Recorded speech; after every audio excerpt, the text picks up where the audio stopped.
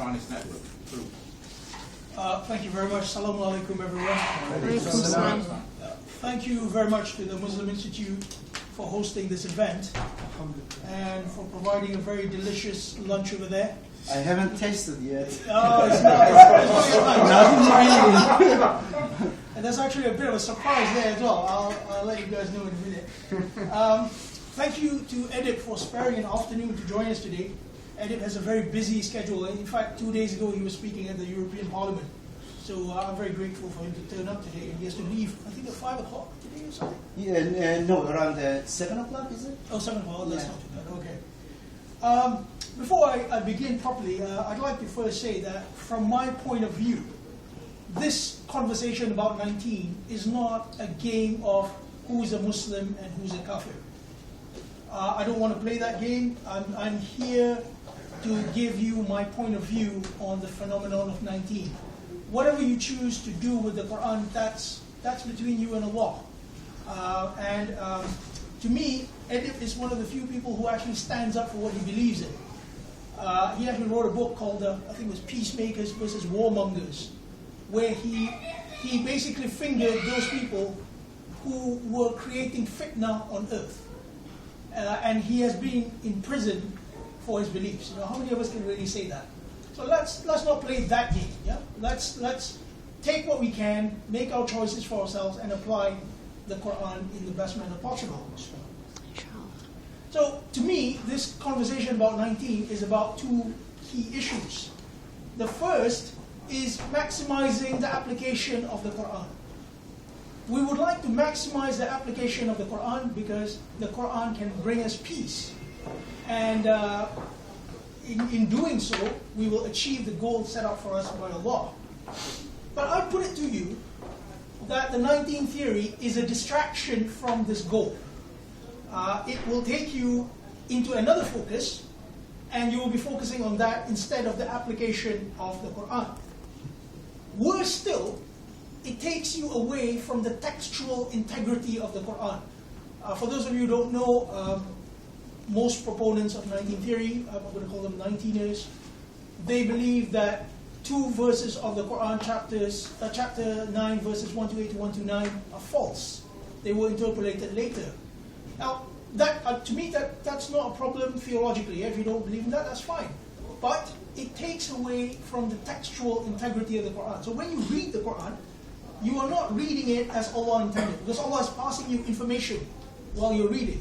You know, you're reading it in sequence. And when you stop where you're not supposed to stop, you're not getting the full picture.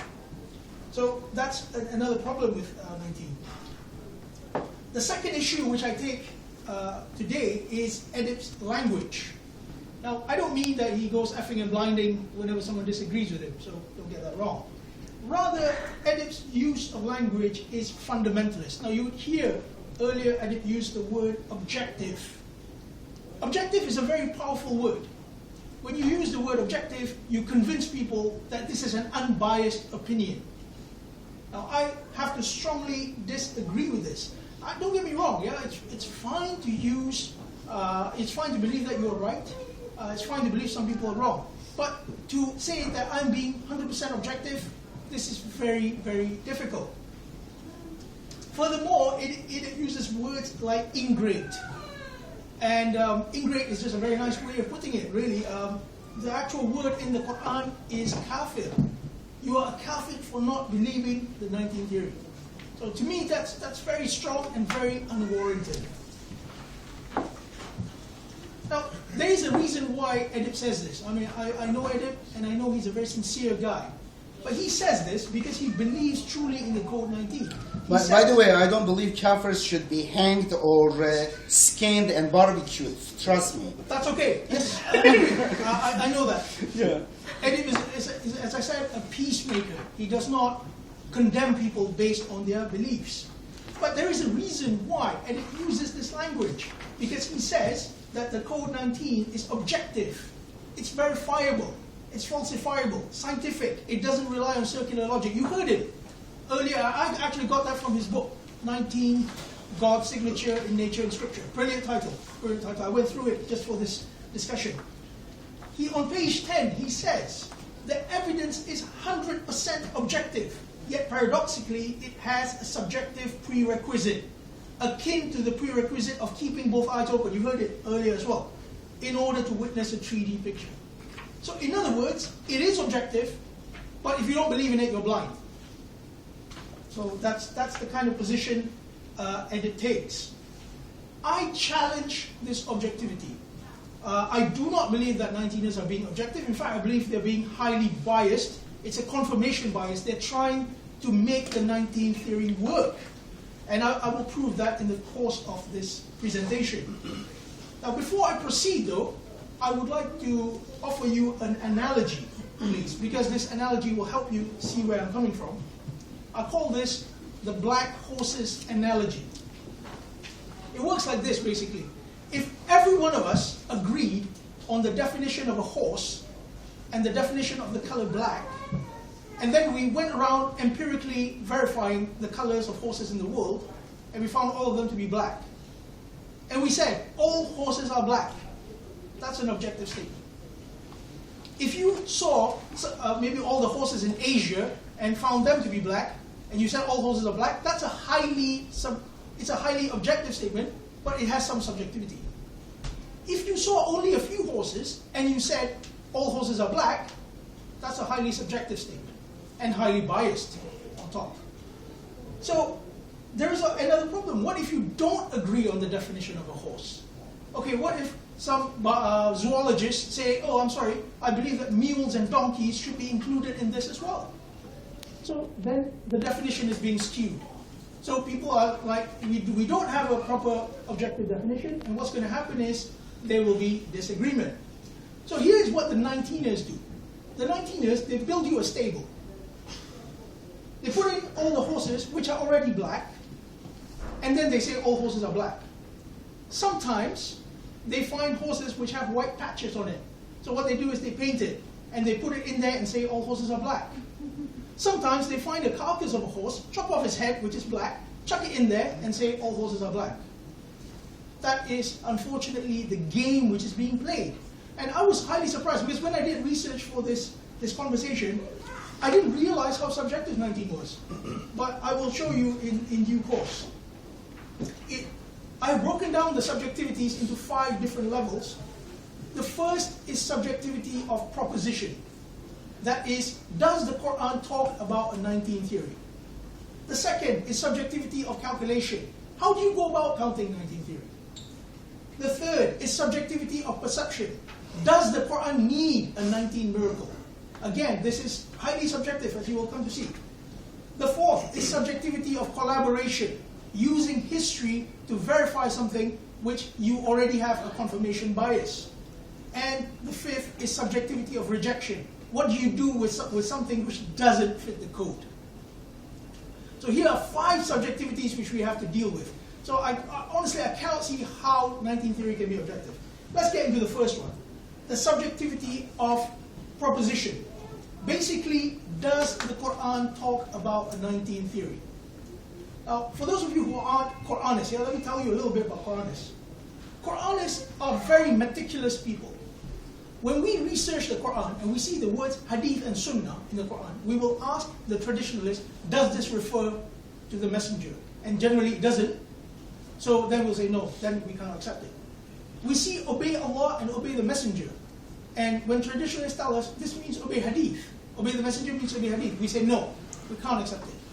Do you know where I read this? I read this from Edip's book, 19 Questions to Muslim Scholars. I was a very young Quranist then, I was just barely in my 20s. And I read it, and it made perfect sense. So Edip does rely on meticulous language. He does expect the Quran to be precise in its language. However, when it comes to the 19 theory, this criteria just flies out the window. If you look at the passage regarding 19 theory, it's chapter 74, verses 26 to 35. The initial passage is about God casting someone into hellfire and saying that over it, meaning over the hellfire, are 19. What does the number 19 refer to? It refers to the angels. So, in this, I can't see a numerical code at all. The verse in question, chapter 74, verse 31, starts with angels as companions of the fire, and ends with angels. The only way to manufacture it is to change the phraseology of the translation. And if we have time, I'll show you how Edip's and Rashad's translation differs from original translations and where the discrepancy is. Is there any mention of a code in that passage at all? No. The word for numerical system in Arabic is nizam adada'i. It's not there. The mention for counting system is nizam ihsa'i. It's not there. The mention for code is shifra. The Bible code is called Shifratul Kitab al-Muqaddas. It's not there. So how on earth can we follow this if the Quran is unclear on this? Or maybe the Quran is clear, but it's not actually talking about a code. Now remember, the Edip quoted earlier, chapter 17, verse 36, which says, "Do not follow that which you have no knowledge." Therefore, only with the 19th theory can you have knowledge enough to follow the Quran. Would God speak about this fundamental verification system in this manner? I doubt it. I doubt it. Remember, it is Edip who says the Quran uses meticulous language. Yet for this, it does not.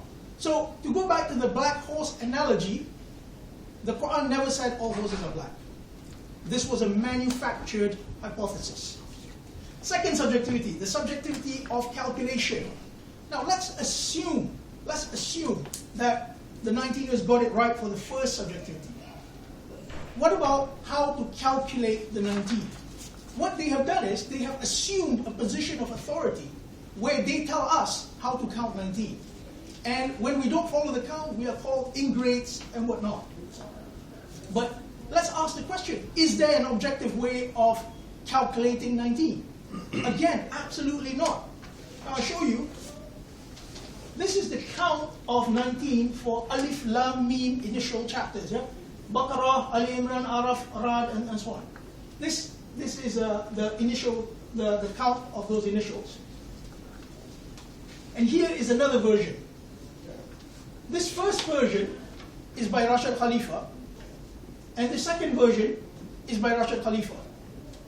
So Rashid contradicted himself in later calculations. And he didn't talk, we're not talking about one or two contradictions, yeah? Here I actually made a comparative chart. The contradiction is 90 for alifs.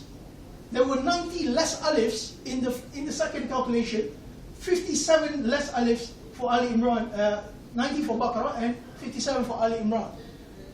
Do we attribute these discrepancies to Allah or to Russia? Or perhaps, do you know why it's alif? Because alif in Arabic, you can easily remove it and just put a fatah on it. Just like Bismillah. Bismillah, literally speaking, is Bi-Ismillah. But when you write it, it's just Basi. You see, it's the same thing, really.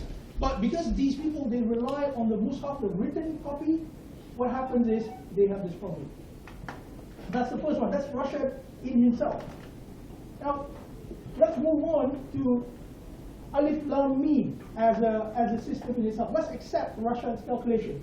So he says in Baqarah there are 4502 alifs, 3202 lams, and 2195 mims. And this is 9899, and this is 19 times 521. I don't know if this is accurate or not, but let's assume it is, right? This tells you that in one chapter we should have a 19 divisible system of initials. That's a scientific law. He's just being objective. Remember? He's being objective. It doesn't work for Hamim chapters. In Hamim chapters, none of these are 19 multiples. You have to add them up in order to make them 19. How is that objective? If it was objective, this would match this. It would fit in every single chapter, but it doesn't. And it goes even further than that. For chapters like Taha, what Russia did was to rip out the Taha from the Taha, add it to the Taha from Maryam and the other Tahs. So he rips out letters and he adds them to make multiples of 19. So once again, you will find that unfortunately it is not objective. You don't see it and it's there. What you have to do is rip it here, rip it there, patch it up, patch the horse up.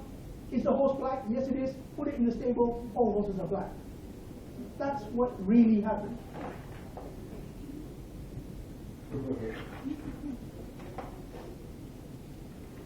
Right.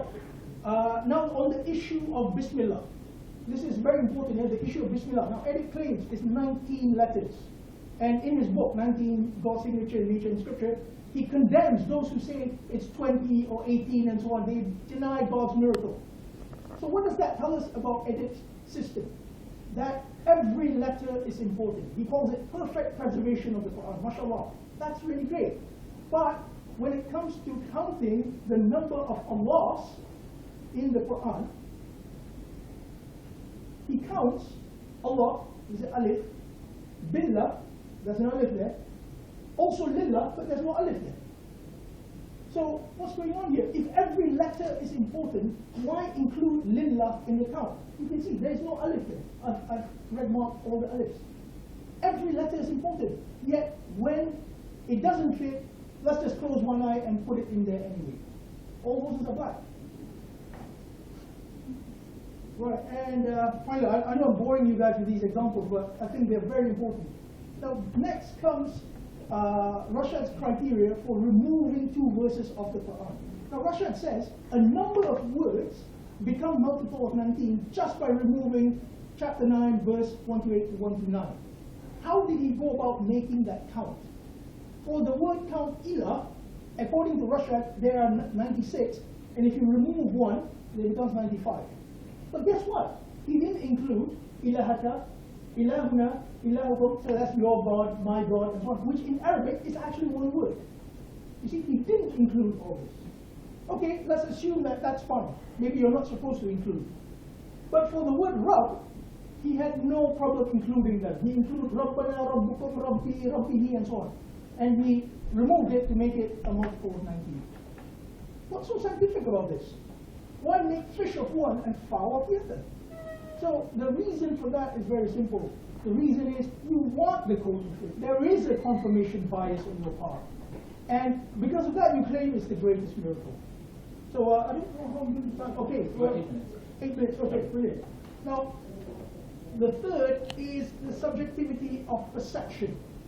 Subjectivity of perception is perhaps the most fundamental subjectivity here. What do I mean by this? Yeah. Now, when you tell people that there is no miracle in the Quran except for the 19 code, you compel people to believe in this system. Edip actually says on page 21 of his book, Moses parted the Red Sea with his staff. Jesus cured the blind man with prayer. It's not a miracle, but merely a claim. Hearsay that would be rejected in our judicial system if submitted as proof of fact. If indeed such an extraordinary event occurred thousands of years ago, it was at best a miracle for those who witnessed it. For us, however, it is a narration. Edip loves prophecies. This is prophetic. In chapter 83, verse 13, it says, those who reject, now I'm not claiming those who reject, it's just a behavior pattern. Yeah? Those who reject, they say, these are stories of the ancients. That's what people say when they don't want to know what the Quran actually says. So, I think it's very unfortunate because Edip is a Muslim reformer. He wants to see Islamic reform. Yet, unfortunately, he has backgrounded the Quran. What the Quran actually says about its stories. Chapter 12, verse 111, in their stories is a lesson for men of understanding. It is not a narrative which could be forged, but a verification of what is before it and a distinct explanation of all things, a guide and a mercy to those who believe. This is how God speaks highly of his stories. That is a detailing of everything, tafsir, kulli shay. Yet, Edip says, no, it's a narration from the past. No. If you read it in a certain way, as a method, then these stories are highly applicable. For those who read the story of Moses versus Pharaoh, and if you don't see the reflection in today's society, then I really don't know what to say. Because to me, that story is alive, even today. So, I think I'm not going to have time for the other two, but I'm going to close right now, and we can open the conversation. So there we have it, yeah? The different areas in which the 19th theory is a highly subjective system. Now to close, I'm going to mention a quote about Rashad Khalifa. Again, this is not a disparaging remark about Rashad. Whatever Rashad did, I'm sure he was sincere about it. But this is a quote about Rashad Khalifa.